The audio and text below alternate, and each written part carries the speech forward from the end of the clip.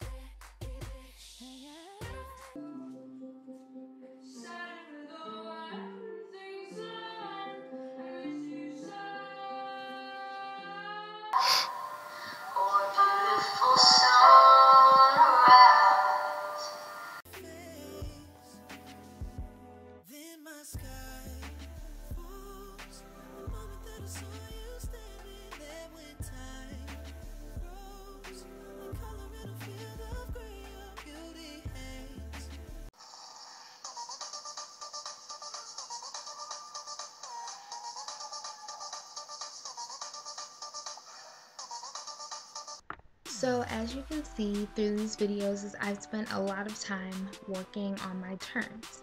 Now before I give you some tips, I just want you to know that sometimes it can be easier for people to turn because of their body type. Shorter torsos normally have an easier time turning because it's easier to have a stronger center, while longer torsos not so much. But that doesn't mean that just because you have a longer torso that you still can't turn. It just might take a lot more effort and practice.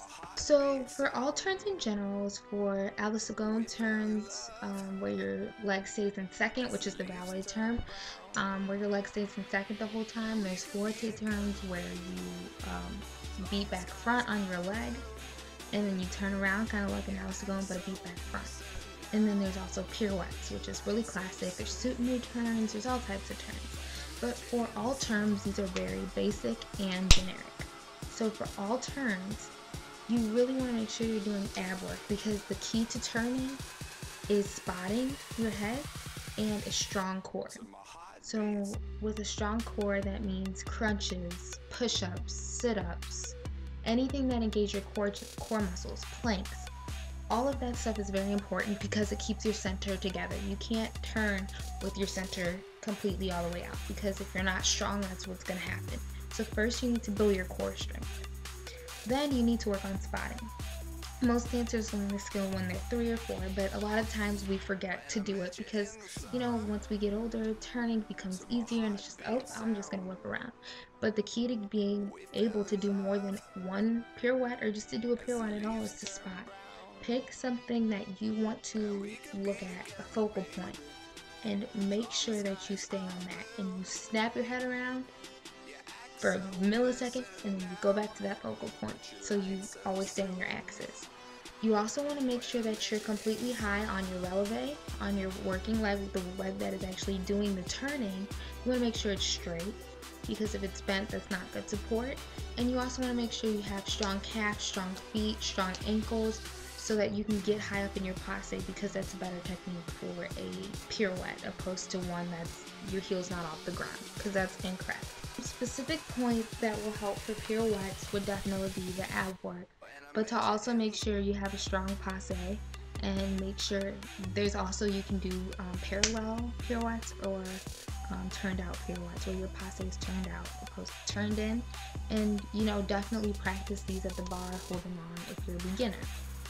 For forte turns, which is where your leg goes out, goes to second, then beats it back front, is more of a move that ballerinas, girls do. Men don't normally do fortes, they do Alice Segon turns.